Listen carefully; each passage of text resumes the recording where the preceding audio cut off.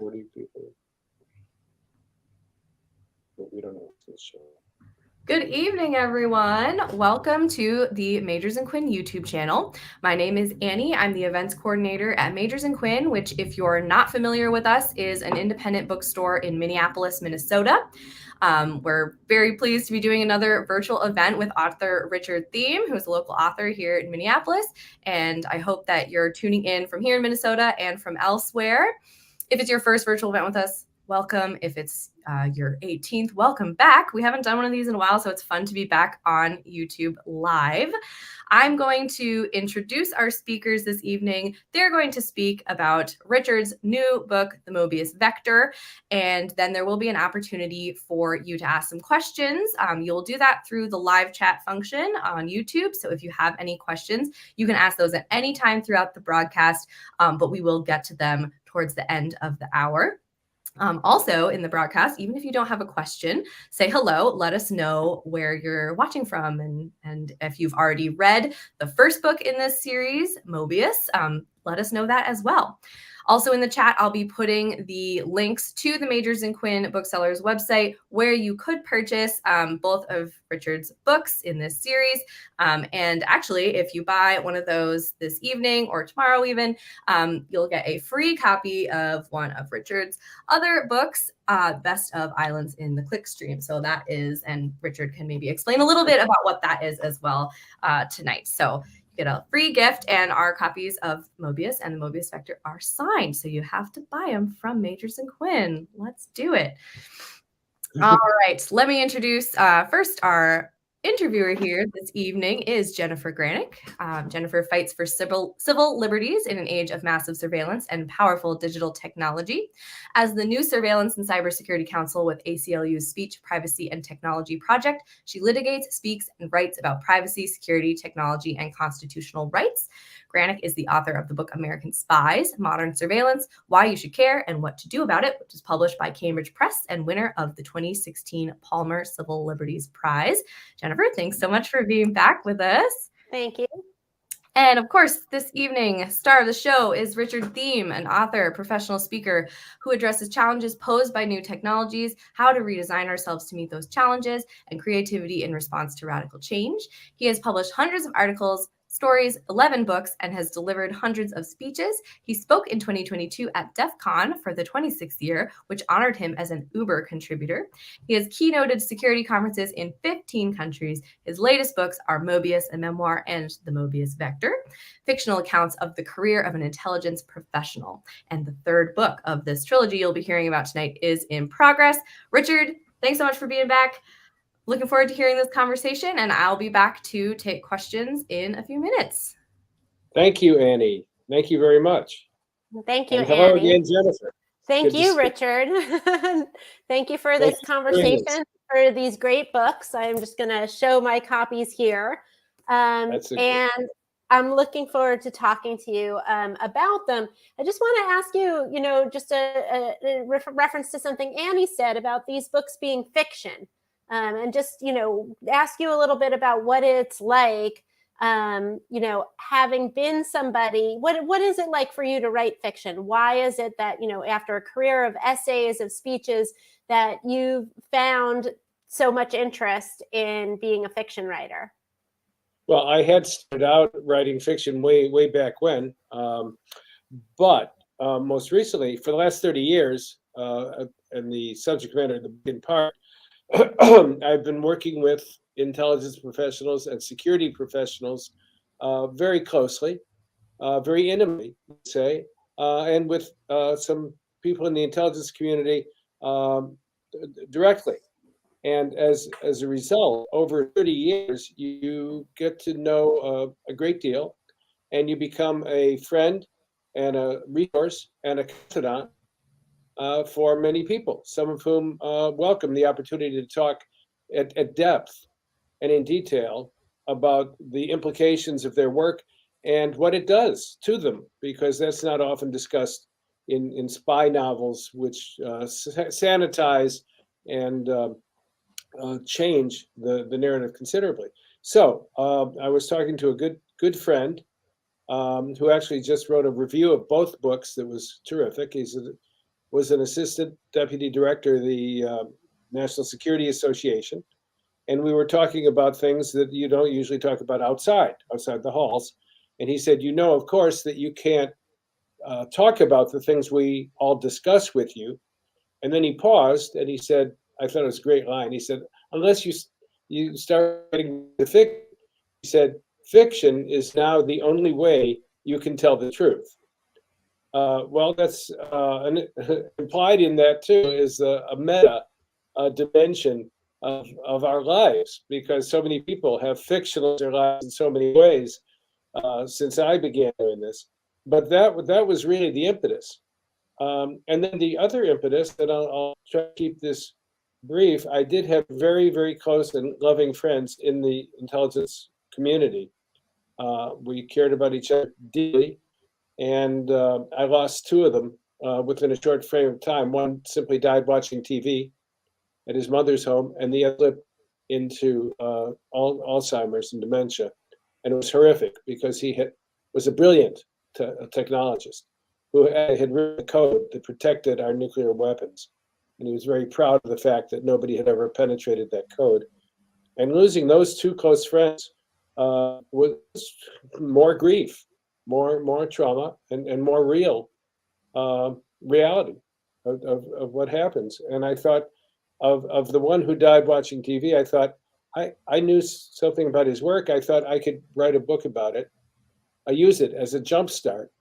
And someone who knew us both heard that and wrote to me and said, you can't do that, because anything that looks like it will fictionalize our friend and alter his reputation in any way is not fair game. And I agree, because I loved that guy. I miss him in the moment, thinking about how much he meant to me. And I thought, I can't fictionalize his account.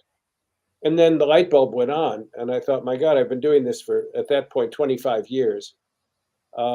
You know what you're talking about. Plus, I had been in the ministry for 20 years and knew what it meant to have intimate conversations and keep secrets and protect sources and methods in a different way. And the light bulb went on that I would write a fictionalized account of an intelligence professional drawing on all of the things I'd learned in 30 years and my own experience, because I was up close and personal with a good bit of don't pretend to be an expert or to have traveled the halls of every intelligence agency.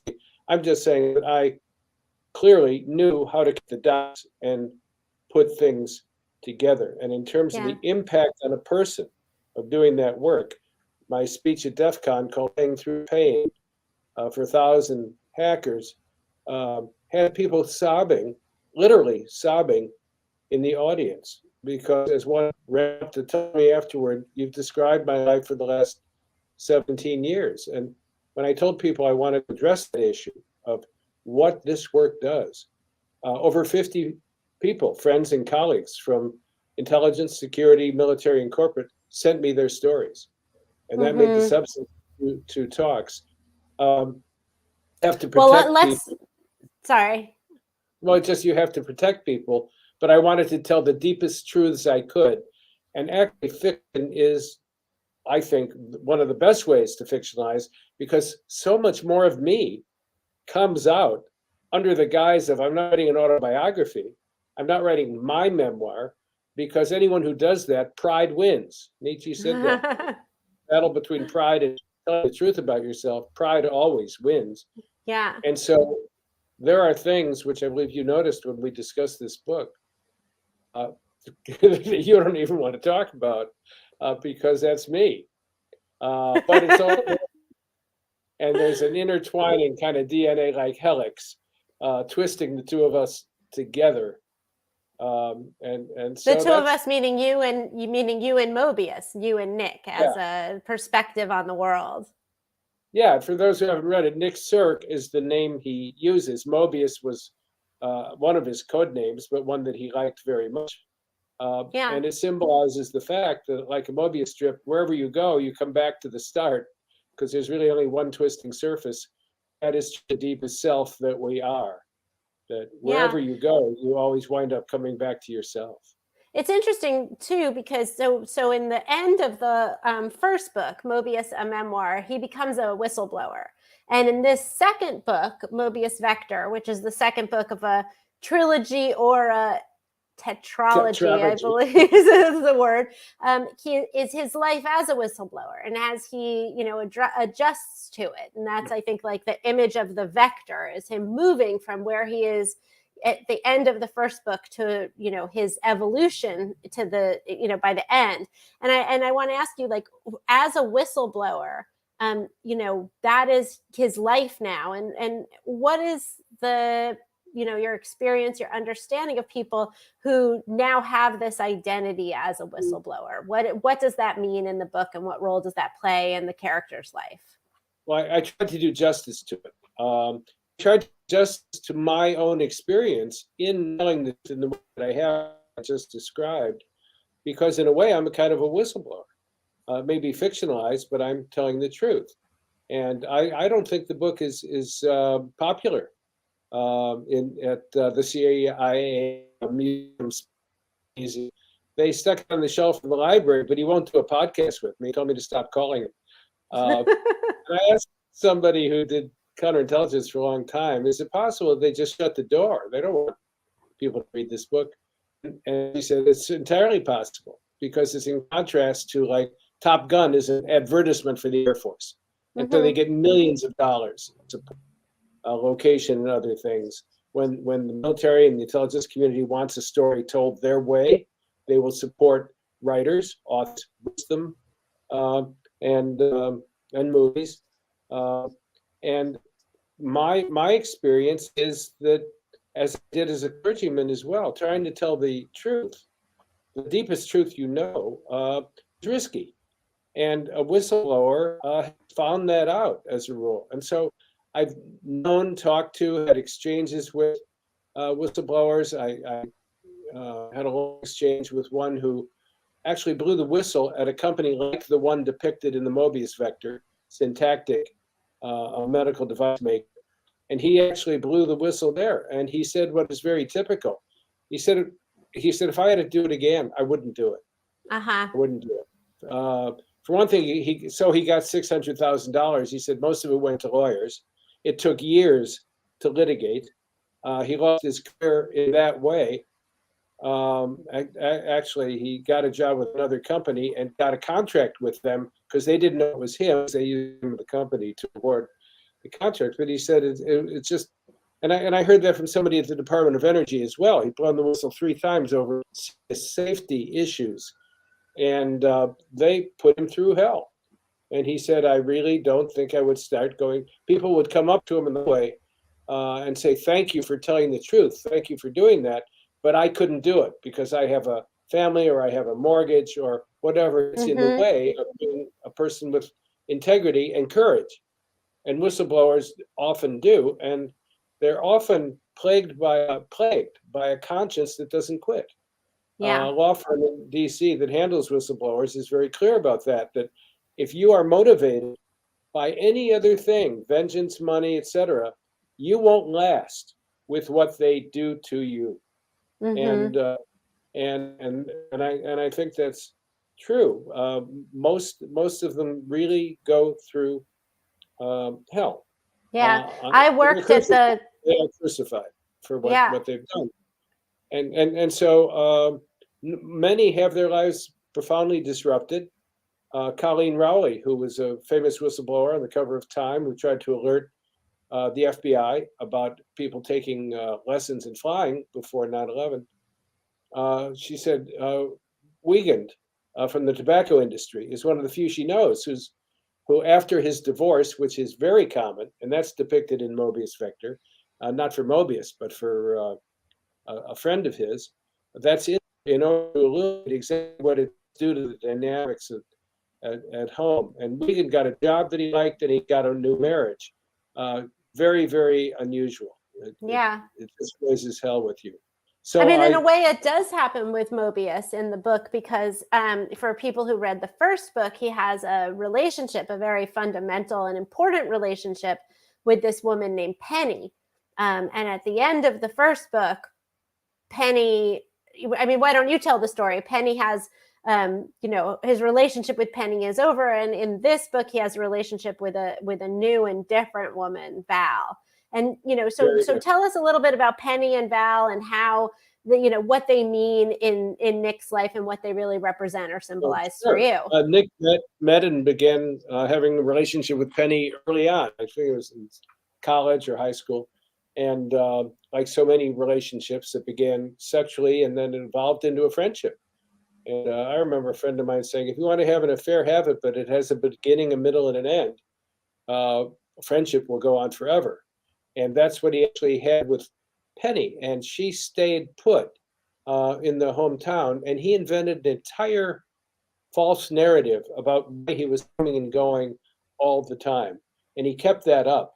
And then he invented fictional people that he dealt with. And it was a very elaborate fiction that he used to tell her who he wanted her to believe he was, because he never could tell her who he was until after what he comes more honestly to call his breakdown, after he was put in a situation he just couldn't handle.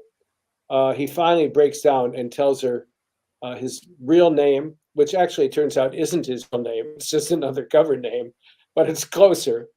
But he tells her he's been a spy for 37 years.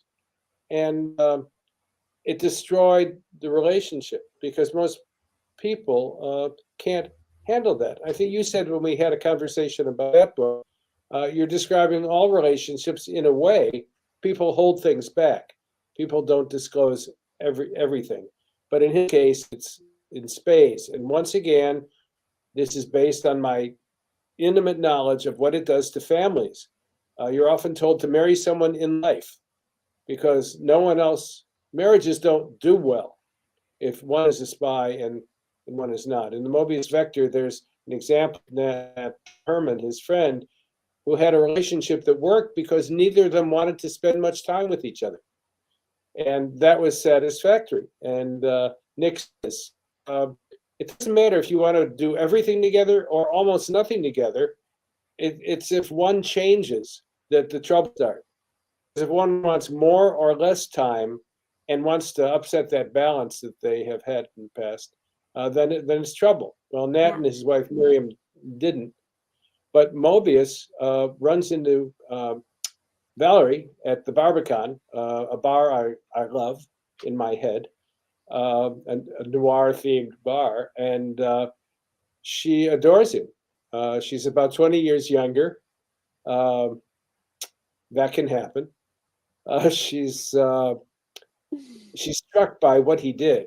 She said, if what you really did is true that I read, it's almost hero worship. She really just admires him, so idolizes him for what he did. And they go out for dinner, and I love that scene. I mean, I think that's one of the most well-written scenes I've ever, where they talk and talk and talk and talk, and at the end of it, they feel like they've known each other forever, and neither expected it, neither planned on it, but there they are, Nick and Valerie, and they sustain themselves through the whole second book, and I'm just finishing the third book now, and they're still at it until the very end of the third book as well.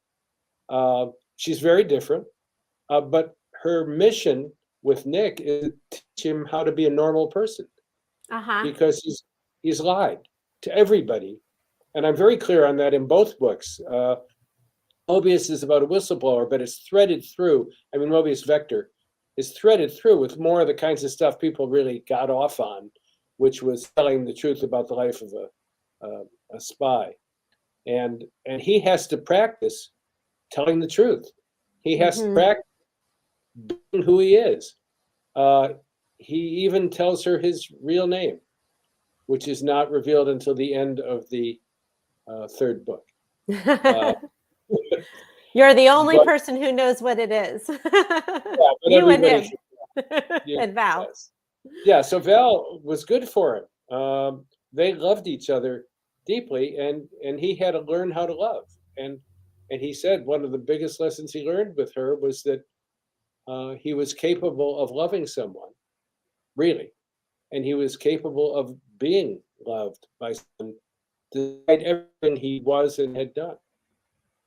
And I don't think that's unusual. I mean, could I say that when I story? Not exactly. But when you don't think you're very lovable as you're growing up, to discover that people love you and that you have a capacity to genuinely love, support, and care deeply for others, and that it lasts, this is transformative. And that was the agent of love she was for him. And she was coming out of a tough relationship with an abuser.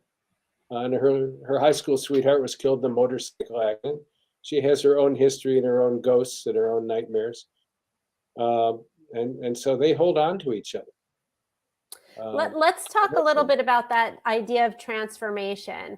And the idea, because one of the things, and something happens in the book that really makes you think about the Vector and about his sort of transformation from spy to whistleblower to normal person.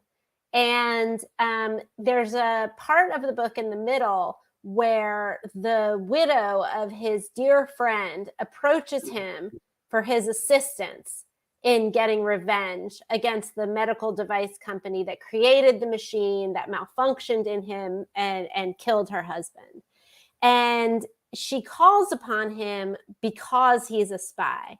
And it seems like he's going to throw himself kind of back into the game in this other plot. So talk about a little bit what happens and why there's that, is it a bump in the road? Is it something, how do you see that aspect of the story? I think, a lot of familiarity with people who are addicted to almost every imaginable thing. And backsliding is inevitable. People learn. They have a metanoia, as the Greek term for a conversion, a transformative turn toward the light. And people do that, but then they discover that the hard part is mutuality, feedback, and accountability. If it's AA, you go to a meeting where you pledge to be accountable, and you will tell the truth, and you will get feedback, and you will get the support you need. And you need other people to do that. In other words, you don't just turn and go merrily on your way. You need a whole system and structure of support that sustains you over against the internal pressure to go back to doing what he did and had become addicted to. And he was addicted to life on the edge because of how he grew up and the hole in his heart, that not physically, but the abscess in his emotional life. He has always lived on the edge, and he had come to crave the rush, the excitement, which the life of a spy can sometimes provide. There's a chapter in the first book that shows how boring it can be too, just waiting for someone to show up. And a lot of spy life is like that. But he was addicted to the excitement of it and to pulling it off and to trying to be smarter than everybody else. Mm-hmm. And so he misses that. He misses it. You also make it really compelling. You make it really compelling in the book, the reason why he thinks about, participating and helping Miriam, that's the name of his friend's widow, why he thinks about helping her in her revenge plot. And I think there's some good examples or really interesting examples of corruption in the book that cross a number of different types. So you have kind of the government corruption that Mobius blew the whistle on, torture in particular. Then you have Miriam's concern, a medical company that was making devices that were deadly. And there's also part of the book about religion and their effort to find, Nick and Val's effort to find community in religious tradition, which has something wonderful to offer and also has a history of corruption as well.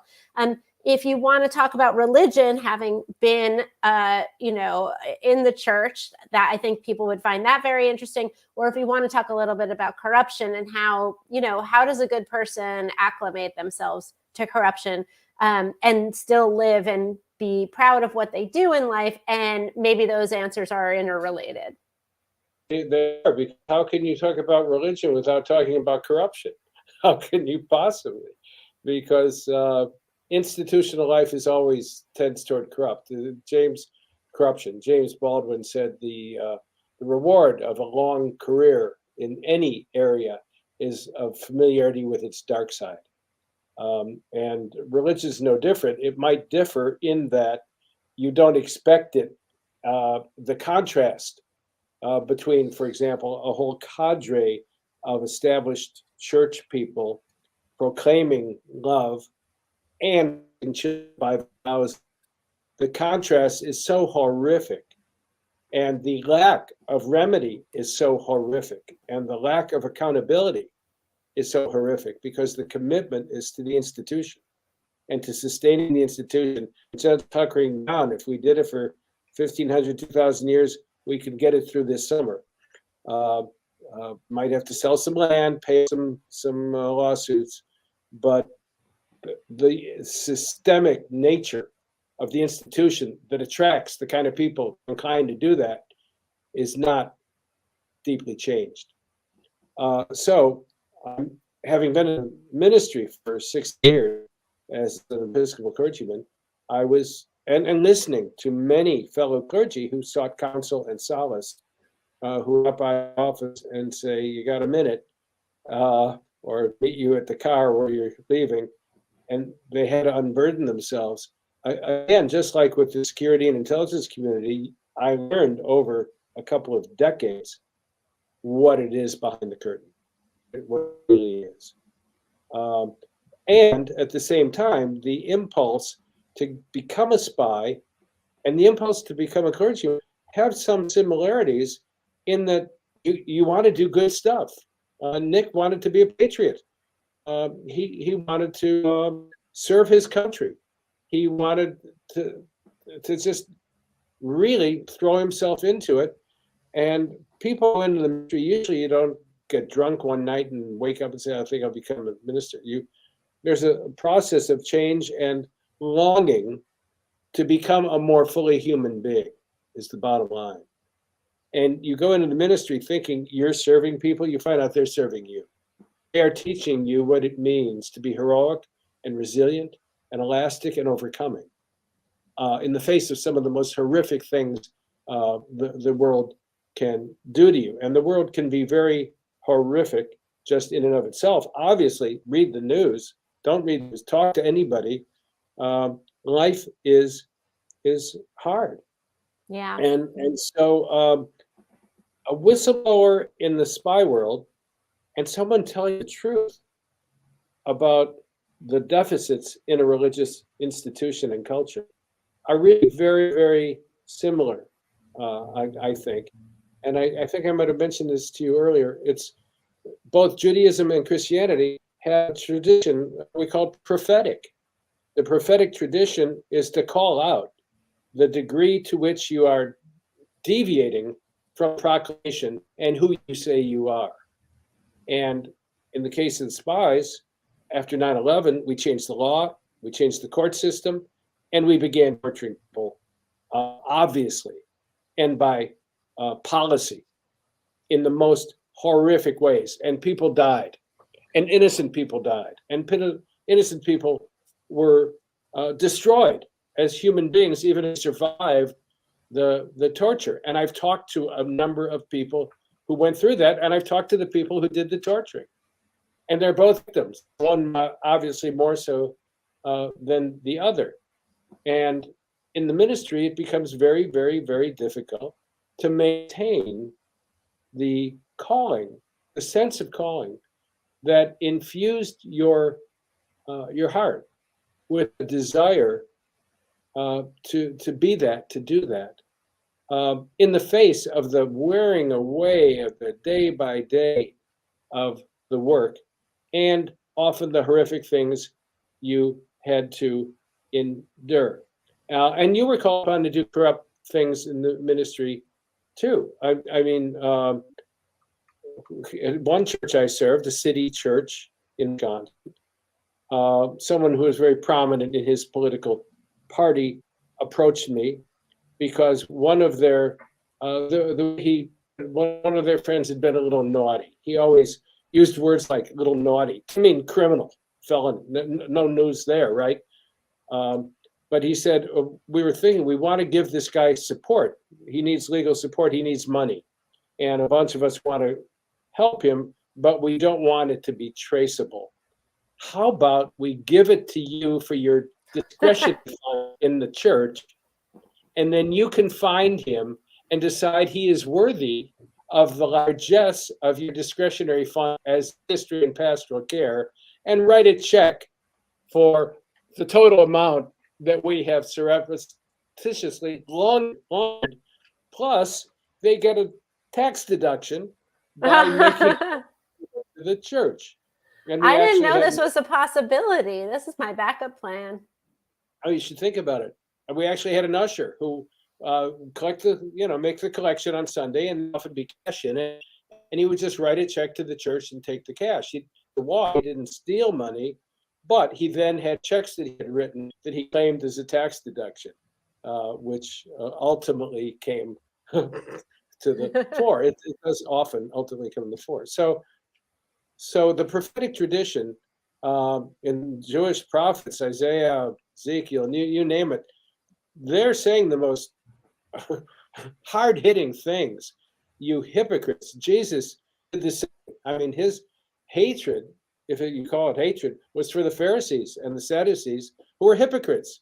They were people who pretended to be religious and weren't. Were so culturally assimilated into their own self-interest that they had become blind to what they were doing. Yeah. Well, patriots find that experience as well, and certainly the people I've known in the intelligence community, because rationalizations that must attend doing worse things are legion. Yeah. Well, the question the book really asks is, when you're in the life and then something happens and you wake up in the way that something happened and Mobius woke up, and then you can't keep doing what you were doing anymore. So in his case, he becomes a whistleblower. Other people go through other kind of transitions, but that thing they did is always part of their life. And so I guess the question is redemption possible? And what does this novel have to say about redemption? Oh, it's good. It's a good question. Redemption is that's why they have me here. It's my job. Well, you deal with a lot of people who are worthy of redemption if they find it, right, too, in your work. Well, having been a criminal defense lawyer for almost 10 years, I have to say, yes, I do believe in that. Right. And you knew that you would sometimes defend people that you knew were guilty as hell, but your job was to pretend that they weren't and try to dream up arguments that looked like they weren't. None of my clients were ever guilty, Richard. All right. Couple of, yeah. Did I name 3? No. The question is for you. Yes, the question is for me. I'll interview you another time when you've come to the end of your rope and you write a book about it. Redemption doesn't mean it wipes out who you were. It doesn't mean, as Nick shows, he has PTSD. He has nightmares. They become contagious. Penny is affected, as any close, intimate relationship would be, when he acknowledges to her more fully than he did in the first book what he did. And it's pretty bad stuff, even though the intelligence community justifies it in a lot of ways. But redemption means you have the kind of breakdown he had. And that's based on a real person that I knew. It takes a different action. I can't do this anymore. You have what in AA they call it a moment of clarity. You suddenly see clearly the moral insanity of your life. And in that moment, seeing clearly, you perceive that you have an option. you don't have to just be that. And as I said, in AA, it's a good program to use as an example. You then begin the long, slow climb into sobriety, because sobriety doesn't mean not drinking. It means totally adapting a different way of life that is not morally insane, but is morally sound, because there's no middle ground. You can't be kinda morally sound. You have to be moving in the direction of moral and ethical soundness in order to prevent yourself from a total relapse into the life that caused you to drink, find solace in that horror in the first place. So in that light, in that guise, redemption is possible for, I can't, I'm not God, not yet. We'll see. We'll see. Yeah. You still have a ways to go. Yeah, let's hope. You don't become a totally new being. You're walking in a different direction, and you're working on walking in that direction. And that's why I say mutuality, feedback, accountability. You need support. You need sustaining grace. You need other people, and you need to adopt a whole new set of behaviors. And he's not working. He likes Negronis, but he's not a alcoholic. And he moves primarily, as he says, I guess it's in this third book I just read, he said, hey, Valerie kept me as sane as anybody could keep me. And that's redemption. Having the people in your life who keep you as sane as you can be kept. Mm-hmm. And the key thing there is can be kept, because I think there was an implication from you that you just become totally different. It's not that way. You are moving in a different direction. You are trying to live out of what you discovered in the first book for Nick. He looked into the eyes of a person he was torturing and realized it was a human being and not an animal. And he realized that what he was doing to others, he was doing to himself, that the karmic loop was absolute, and the energy of what we do to other people comes back into our own souls so quickly, and is sustained in that loop, so that he thought, I can't do this. I can't be this. I have to find another way. And whistleblowing is just a secular term for someone who had a conversion experience to blow the whistle on the ethical lapses and the moral absurdities of the situation that they had probably long endured. Yeah. But they finally reached a point where they had to say something and do something and live differently. Yeah. And that's redemption. And yeah, you can do it. I hope we all are able to, if that's what we need. Let me invite people to ask questions, and I'm going to ask you one or two more quick questions, and then we can go to the audience. A question about the craft of the book. One of the things that I really like about the book is the use of pop culture references. It's a way of kind of incorporating ideas and experiences and common understandings in a kind of in an amusing and kind of very quick way. And I just want to talk a little bit about like pop culture and what role pop culture's played in your life and in your understanding of how the world works, given how important those references really, and the ability to make those references really is for Nick. Well, the question. I mean, obviously, I'm not the first to notice that a lot of people treat TV series or streaming series or movies, characters in a book, as if they have more reality than their own lives, than their own friends, than the people they know. I mean, I remember years ago, I was hired to do an after-dinner speech for an association in Milwaukee where I lived then, and I went to do it. There was a much smaller crowd than they expected. And they said, we don't know why, because you're popular and people wanted to hear you. But what we discovered is that it was the last night of Seinfeld. It's the last night of Seinfeld, right? So everybody's at home watching Seinfeld, but they go to jail, whatever. We all remember, right? It was very disappointing. Spoiler alert.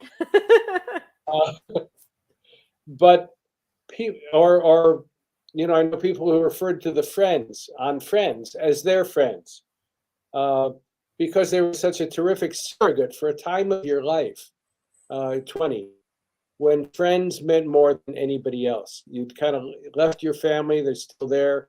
Monica's dad shows up, Phoebe's family shows up, but you're living with your friends, and your whole peer structure is your life. And people get very nostalgic and miss that time. Even if they never had it, they miss it.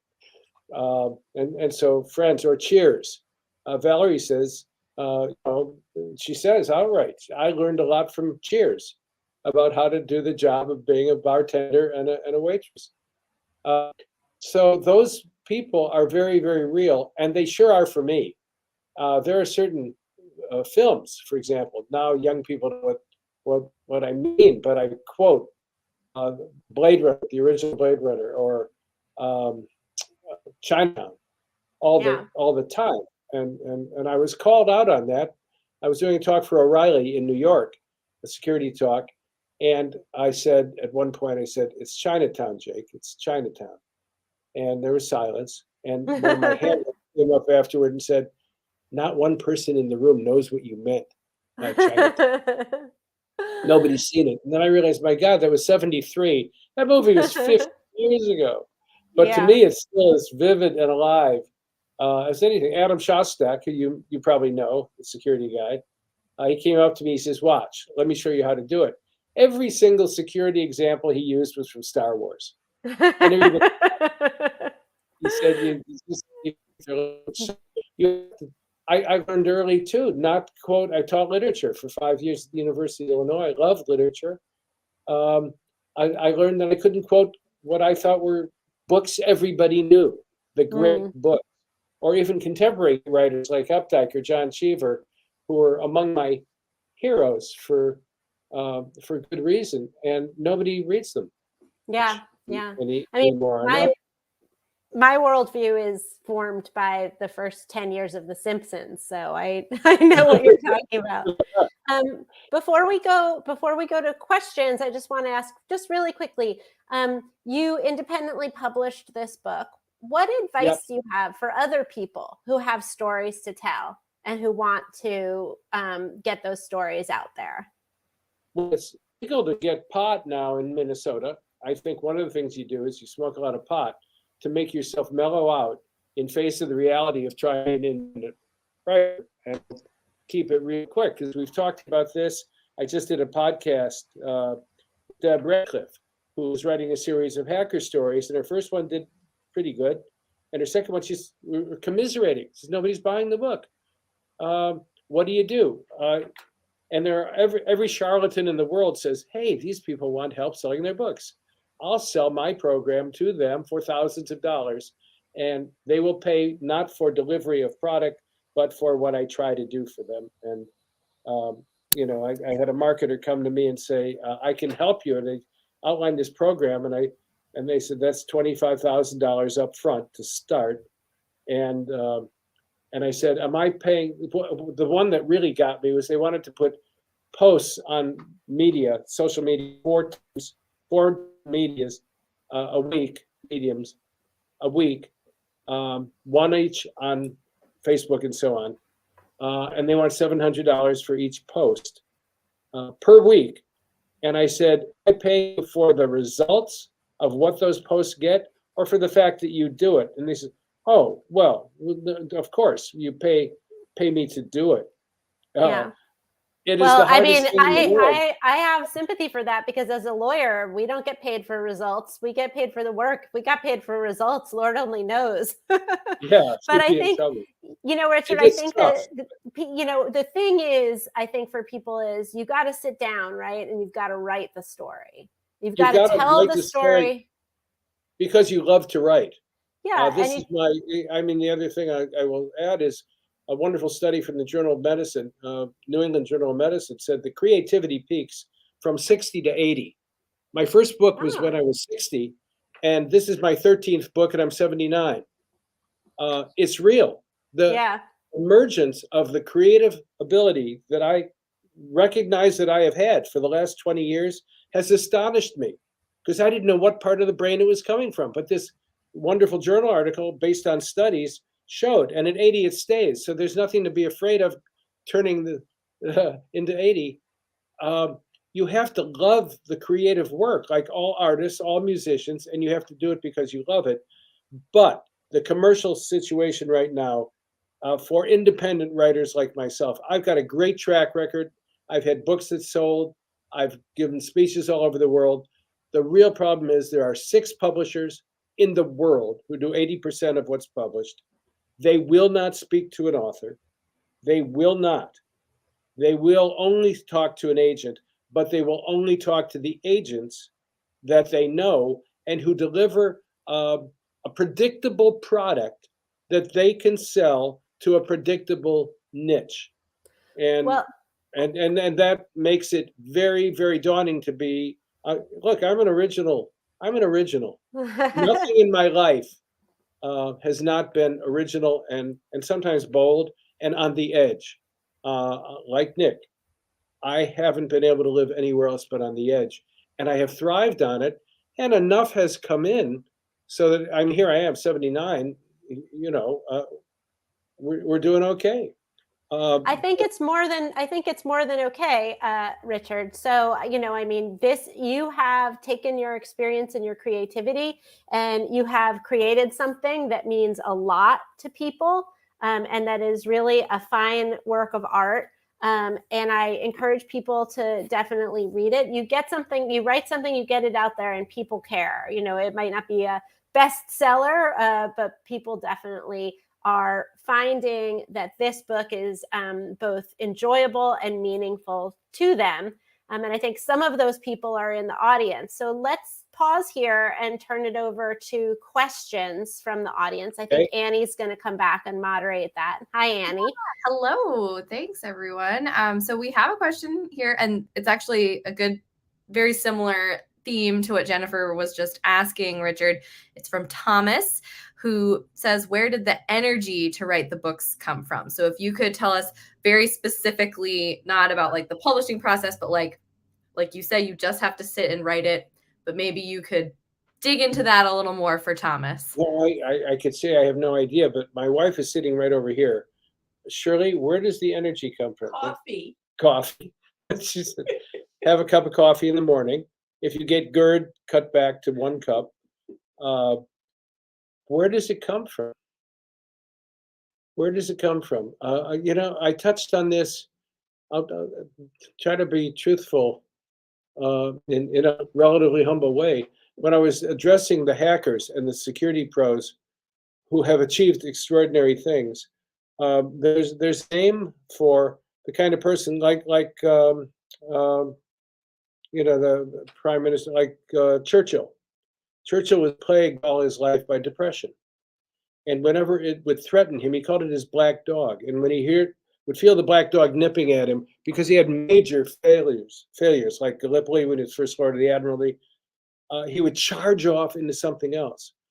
And we have found that most of the people who do that had childhoods that were in some ways perplexing, abusive, or empty. Okay. And you had a choice. You could hang yourself, or you could, you know, drink to excess, or you could charge into life as a way of overcoming and being so much better than others at what you do. And I have to locate some of that in the way I grew up, which was, you know, a latchkey kid before we knew the name. My father dropped dead when I was 2 years old. My mother died of cancer when I was 20. There are a lot of stories to tell about what it was like for my brother and I to raise ourselves in Chicago and consider the city of Chicago our playground, which had benefits. We loved it, but we didn't know what we were missing. You know, what do you go into history? Well, do you have a structure to your life? Not much. I think I'll find some. You charge into life, and you respond to adversity, and you respond to the darkest times. But I don't know how else to put it. It's a great question. How do you find the energy? because I'm afraid that if you don't have it, if you grew up as a normal human being in a normal household, dog and a cat, and a mom and a dad, and, playing sports, you're sunk. You will live a normal life, maybe for the rest of your life. You need to crave the edge. You need to crave the rush that you get on the edge. And that's what I saw hackers doing. And I was suggesting to Jennifer earlier that hackers are in the prophetic tradition too, because they're working with security companies that are making millions or billions of dollars and purporting to make people secure. But the hackers are exposing by hacking into their systems and revealing that they're not secure at all is their hypocrisy, their greed, one needing the other hand in hand. And so when I was attracted to hackers at DEF CON, I looked out at that audience of lost boys, if you will. I thought of it like Peter Pan. We are the lost boys.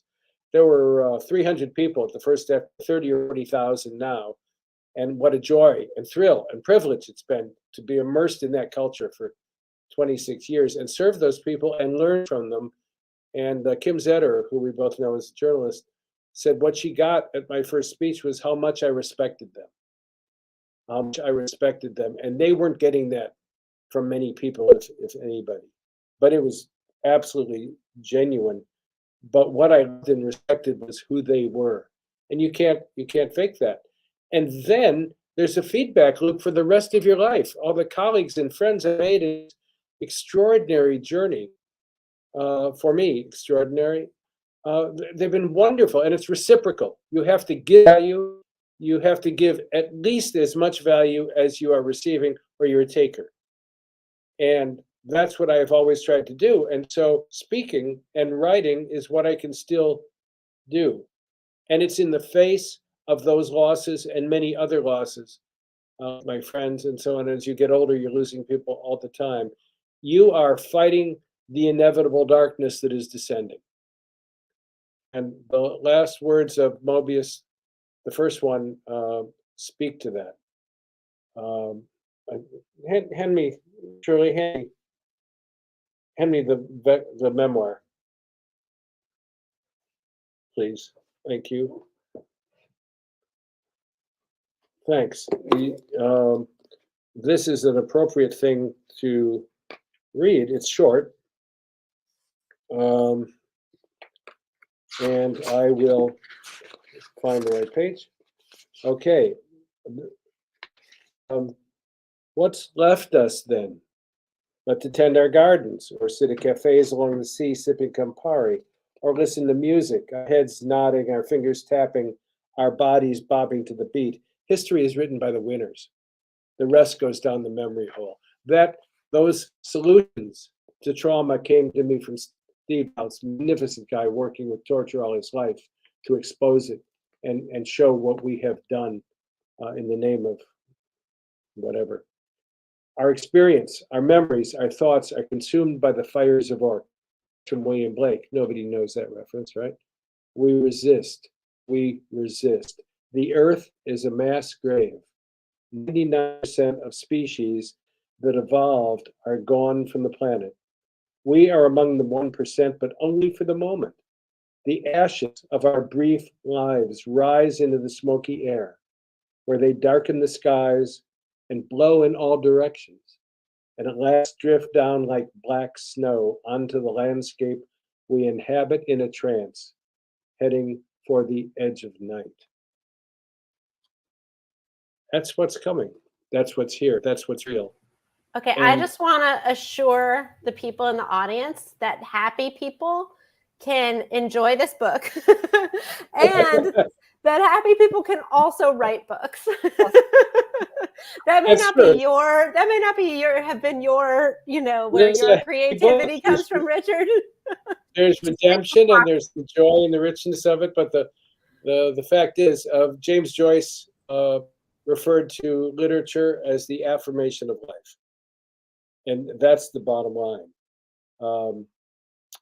It is an affirmation of life, despite knowing that within a few weeks, months, years, nobody will read the stuff. Library emptying out the classics, pulping them, giving them away because nobody's taking them out. You can't have illusions. And it's against that reality that you declare, I am here now. And all is always now. And I was pretty clear on that, right, too? Past, present, future are the same. They are all identity present. And each location of a space-time event for that person or thing in that site is now. There are billions of nows, and they aren't the same for any two people. That's just fact. But I am here now, and I am going to make, as George Bernard Shaw said, this torch of life I've been given for just a short, brief period of time. I'm going to make it burn as brightly as I can while I have it. And I want to be all used up when I die. That's the bottom line. Don't hold back. There's no bank to save it in. Give it everything you got. So I don't know if that answered Tom's question. Where does the energy come from? I mean, because you can kind of say where the vectors of energy have come from for me, but how someone plunges into their own depths and finds that motivation for themselves. You can't tell somebody how to do. You can point the way, but they got to go on the journey themselves. Exactly. Well, here's a question from Barry, and then I'll just remind everyone that the links for Mobius, the first and second books, are up in the chat through the Majors and Quinn website. And if you purchase those today or tomorrow, you will get a copy of Best of Islands in the Clickstream as well. So let's just take this question here from Barry in Chicago. Hello, Barry. Richard, how is the spy community responding to your Mobius books? Can you tell us a little bit about that? You know, I mean, some of you know I've done an awful lot of work for 45 years in the domain of UFOs. Finally, they're respectable to talk about because the Navy's talking about them. The head of NASA said this on the his stood. He got my briefing on what we're dealing with. We've been dealing with that for 75 years. And I was part of a cadre of wonderful researchers who wrote a book called UFOs in Government, a historical inquiry. It's in over 100 academic libraries, 600 pages, 1,000 footnotes, only to government documents. It's an impeccable standard for doing history on how the government responded to UFOs from the 40s to the 80s. It's literally the best book on that subject that there is and recognized as such. And when I was asked, when I was giving a talk about that book, how the government responded, I said, do you want to hear what they say? And they said, yes. And then I stand there until they get the joke. They can make sure you're known. They can make sure that it doesn't sell. They can do their best to let it sell on, Amazon or you're one of the wonderful independent stores. I know. I mean, people who don't know Majors and Quinn are just lucky because you do a great job. But how does the spy community respond? I mentioned I talked to the guy at the Spy Museum. He said, "I'll take the book. I'll put it." I said, "Did you read it?" No, I don't care about it. But individuals, the people I worked with, those reviews on Amazon for Mobius memoir are written by people, DIA, CIA, NSA, behind the scenes, individuals. Thank you for telling a story that we're not allowed to tell in our own voices. And I've gotten lots of, one of my favorites came from a KGB illegal, who was here 10 years as a KGB spy before he was arrested. He's becoming a citizen, plays golf with the FBI agent who arrested him. He said, where did you work at CIA? Because I know from what said, and others said, oh, I recognize the streets of NSA, of the fort, the hallways, the things you described. Individually, people say that. Institutionally, don't want anything to do with it. Silence is the most effective killer because there's nothing but distraction around. And I'm not important. I am just not important to them. I just don't matter much. And that's given me freedom to pursue my work unfettered. but it also means you're not going to be. You mentioned bestseller list. I grew up in Chicago. I found out the top 40. We used to listen to it every night on AM radio. And then I found out it was all a fraud. That the mobsters, some of whom I knew, literally, created the top 40 and then put the stable Sinatra and their other singers at the top so that they would play. And then they sold jukeboxes. And the guy who lived down the street put Siemens, was it Siemens? Seaberg's jukeboxes in all the bars and restaurants in the world. And how did they get that success? Because they made them offers they could not refuse. So when you talk about bestseller list, you mean to tell me that people don't just salt the list? Fraud. Bestsellers are marketing and advertising for publishers and the authors they choose to blog to the public eye.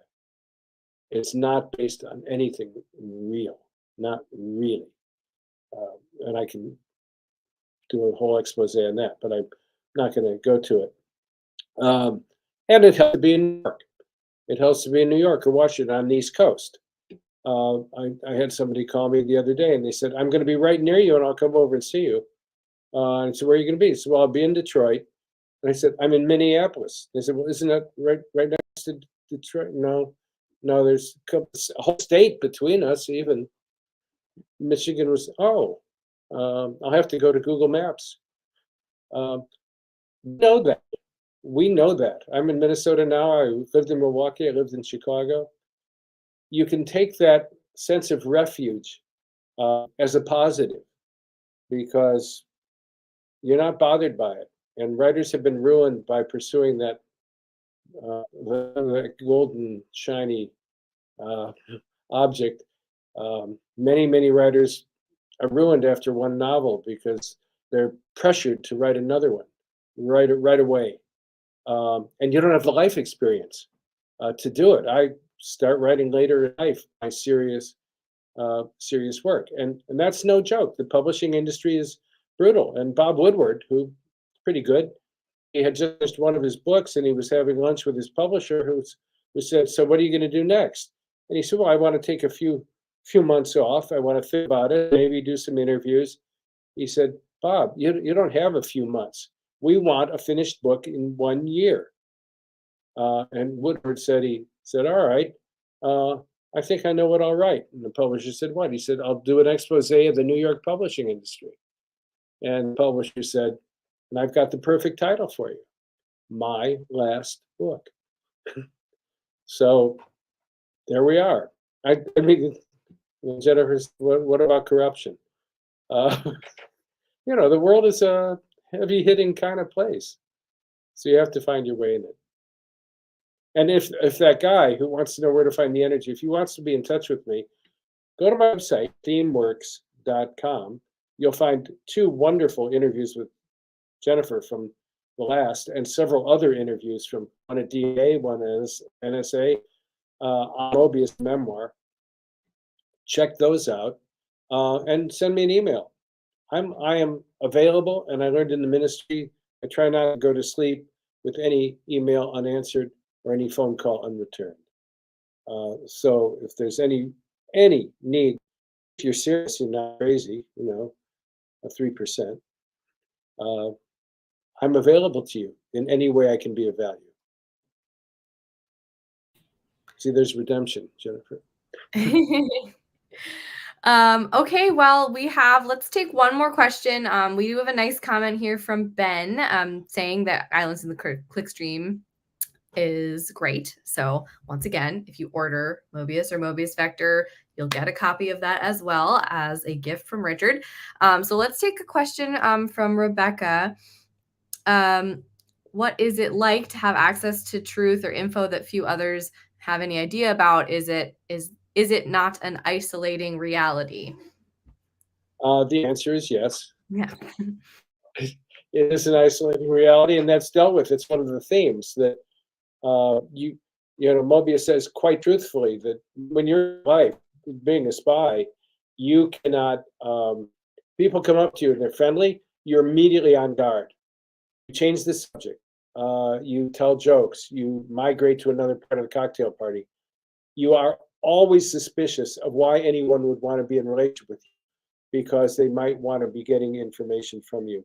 To live that defensively, and in that appropriately paranoid vein, it takes toll. To have access, let me tell you a quick story. After Mobius, no, it was after a famous journalist I won't name, but a famous national journalist watched Playing Through the Pain and called me from DC. And we talked, and I realized why they wanted to talk. And it was because in that speech, I clarified what it is like to have the cornerstone of your belief system pulled out from under you, to have the reality that you thought you had built up carefully, and you're so smart and you know what's going on, and to find out you did. Not only not know that, but not knowing that means you don't know what's true about anything else. And how do you talk to normal people who still think they know what's going on? And this journalist said they have resources at CIA, and 4 different times they were told something like that, and that did that to them. The traumatic impact of finding out they didn't know, and they said they felt like they were living underwater for weeks. And they tried to tell the experience, the nature of the experience, to other people, normals we call them, and nobody understood it. But I know they knew I understood, because we both had that experience. And mine came when somebody, it's a longer story, but the bottom line was, did I know about a certain terrorist event? And I said, yes, I did. What do you think happened? I said what I thought. He said, that's not what happened. And I said, what happened? Then he told me what happened. I said, and it was that kind of, how do you know that? Because I did it. And if you tell anybody, even in your fiction, I could be killed. So you carry that. Lawyers carry those realities and those secrets. Priests carry those realities and those secrets. And certainly have lived turning that into a positive. It's isolating, but it's isolating in an addictive way. It gives you a hell of a buzz to know you're never going to have all the pieces to put together into the big picture. Nobody is in control. That's one of the illusions of conspiracy theorists. Who's in control? Nobody. It's a chaotic system, literally, in chaos theory. And you're never going to know. And somebody said, you know what life is like? It's like coming into a movie after it started and having to leave before it finishes. And that's our lot in life. So Jennifer says, you know, people can enjoy the book. You want people to have a profound desire to know what's so, to know what's real. And yes, sometimes during talks I've been given, somebody has said, stop, I don't want to know that. I don't want that to be real. I prefer to live in my fantasy. And you have no choice but to honor that. Usually because you're seeing their back as they walk out of the room. But yes, it can be isolating. That is why you need comrades, colleagues, friends, and lovers who console you. That Nick needed Valerie. That's why I needed Shirley, who's sitting over there patiently and quietly waiting for this to finish. Totally alone in isolation, not good. Well, thank you, Richard. Thanks, everyone, for your great questions and comments, and saying hello from wherever you are. And thank you, Jennifer, for your great questions. One more time, the links to the books at majorsandquinn.com are in the chat. Please visit our website to support Richard and a locally owned independent bookstore. And if anyone was unable to join live, or you know someone who was wanting to watch tonight and couldn't watch right now, this video will remain available on the Majors and Quinn YouTube channel. Thanks so much, everyone, and have a great rest of your night. Thank you, everyone. Thank you both. Thank you, Jennifer, again, as always.